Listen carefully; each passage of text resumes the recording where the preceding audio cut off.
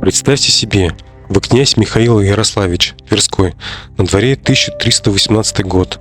Вы только что получили письмо из Владимира, но не от врага, от собственного двоюродного брата Юрия Московского. Брат пишет, что вы оба вызваны в Орду, к хану Узбеку. Вы понимаете, это не приглашение на чай с Бурсаком и с Чакчаком. Это вызов на ковер после того, как вы 2 года не давали Юрию собрать дань.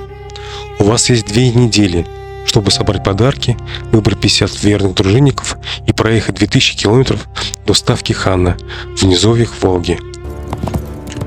2000 километров по весенней распутице, через земли, где каждый лесной враг может стать вашей могилой. И даже если вы доедете, вопрос не о том, убьют ли вас, вопрос в том, как быстро. Сегодня мы разберем, как Золотая Орда создала систему управления, которой позавидовали бы римские цезари и британские колонизаторы. Без телеграфа, без шоссе, без ЖПС, только степь, жесткость и гениальная простота. Начнем с самого страшного – с пути. Князь Михаил выезжает из Твери в начале мая. Его путь – Тверь, Москва, Коломна, Рязань. Неизвестная степь за Доном. Дальше карт нет. Только следы от телег и кости лошадей. В распоряжении князя 50 всадников, сменные лошади и грамота от хана с золотой печатью. Эта печать – его единственная страховка. Если ее не предъявить на посту, стража имеет право убить на месте. И если предъявить подделку, кожу живого сдирают. Но самое страшное не в ворах, самое страшное в сроках. Хан Узбек дал князю ровно 90 дней на дорогу, в один конец. Опоздал хотя бы на день, считай, что не приехал. Твоим родным пришлют мешок с твоей головой и предложение выбрать нового князя из твоих же сыновей. Ямская гоньба, так называют эту систему, от тюркского слова «ям» – почтовая станция. Каждые 25-30 километров свежие лошади. Каждая станция укреплена как крепость. Содержат ее местные жители, русские, мордва, черемисы. Они обязаны кормить коней, давать проводника и ни о чем не спрашивать. Задержал гонца на час – штраф коровой. Задержал на день – штраф жизнью. Средневековая Европа не знала ничего подобного. Самый быстрый римский курьер делал 18 км в сутки. Монгольский гонец – 200-250. При крайней необходимости сменяя лошадей каждые 15 километров до 300. Это скорость почтового поезда 19 века. Вы спросите, как они делали? Секретов 2. Первый. Круглые сутки гонец спал в седле, привязанный ремнями в луке. Второй. Живая цепь. Если гонец падал от усталости, следующая станция отправляла своего. Письмо не должно было остановиться ни на секунду. Именно по этой сети мчались гонцы с ярлыками на княжение. Именно по ней везли дань до 2000 килограммов серебра в год. С одной только Твери. Но система сломалась, когда дело касалось самих князей. Для них скорости не было. Князь должен был ехать медленно, чтобы успеть подумать, чтобы успеть испугаться. Представьте себе город в степи, которого нет на картах. Сарай-Бату, столица Золотой Орды. Его базар тянется на 10 километров вдоль Актубы. Здесь говорят на 20 языках. Здесь меняют китайский шелк на генуэзских рабов. Здесь пахнет конским потом, пряностями и кровью. Князь въезжает в город через специальные ворота, княжеские. Его встречает чиновник. Дорога. Дорога не говорит по-русски. Он говорит на тюркском, монгольском и персидском. Он не улыбается. Первое, что делает дорога, забирает оружие. Второе, объявляет цену входа. Князь должен подарить хану не менее 100 соболей, 50 чернобурых лисиц и не менее 30 килограммов серебра.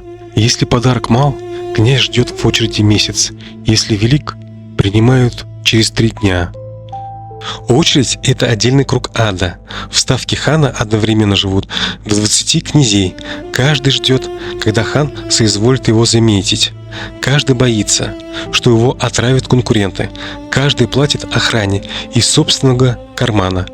Современные историки подсчитали, княжеская делегация тратила на гостиницы и взятки до 80% годового бюджета своего княжества.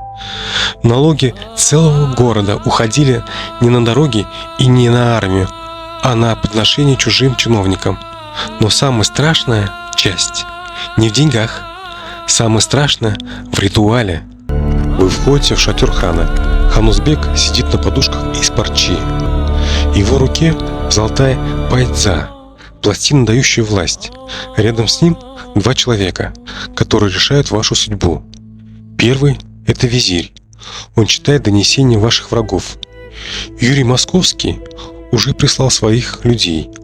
Они говорят, что вы утаили дань, показывают поддельные печати, клянутся Кораном. Ханузбек мусульманин, и ложь под Кораном карается отсечением языка. Второй Баскак, военный наместник вашей земли. Он не читает бумаг, он просто говорит: этот князь плохой. Я сам видел. У вас нет адвоката, нет права на защиту, вы можете только подарить хану еще 50 коней и надеяться, что он проснется в хорошем настроении. Решения хана не обсуждаются.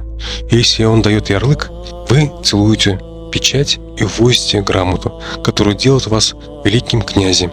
Если он отказывает, вы выходите из шатра с пустыми руками, а через неделю к вам в гостиницу заходят трое в черных халатах. За 200 лет ордынского владычества ханская ставка сменила несколько десятков великих князей. Из них 12 были казнены прямо в Орде. Трое зарезаны во сне, один, по легенде, заживо сварен в котле за это, что наступил на тень хана. Но ярлык – это только полдела. Настоящее управление начиналось после отъезда. С ярлыком в руке князь возвращался домой. Но отныне он не был хозяином своей земли, потому что в его стольном граде уже сидел Баскак. Баскак – это чиновник с отрядом в 30-50 всадников. У него нет канцелярии, нет тюрьмы, нет палача. У него есть только список русских сотников, местных предателей, которые собирают дань за процент. Баскак приезжает в город раз в полгода, заходил на площадь, смотрел на столб с отрубленной головой. Если голова была чужая, он кивал. Если своя, он уезжал и возвращался через 2 недели с 500 всадниками. Никакого военного гарнизона, никаких стен, только страх и знание, что если дань не пришла вовремя, ямская ганьба донесет это до хана за 4 дня, а через месяц от города останутся одни попелища. Самое страшное в этой системе – ее дешевизна. Орда не тратила деньги на оккупацию, она тратила их на запугивание. Баскак не управлял, он просто смотрел. Все остальное русские князья делали сами. Считали, собирали, казнили. За что? За кусок бумаги с золотой печатью. Когда в 1480 году Иван III разорвал ханскую грамоту и отказался платить дань, система рухнула за 1 месяц. Не потому, что Орда ослабла, а потому, что русские князья перестали бояться. Вот главная загадка, которую мы не хотим признавать. Золотая Орда не была империей в привычном смысле. Это была машина, которая работала на одном топливе – на страхе, которую жертвы сами воспроизводили в себе. Монголы не изобрели ямскую ганьбу, они позаимствовали ее у китайцев. Не изобрели перепись, ее делали ее римляне. Не изобрели подкуп, он старше цивилизации. Единственное, что они изобрели, эта технология заставляла врага платить за собственное порабощение. И сегодня, когда вы читаете новости о том, как маленькая группа людей управляет миллионами через страх и систему доносительства, вспомните баскаков, вспомните князей, которые возили серебро в чужие степи за право называться хозяевами в своем доме. История не учит нас ничему новому, она просто напоминает: старые ошибки всегда новые. Вы думали, этот рассказ о 13 веке? Это рассказ о любом веке.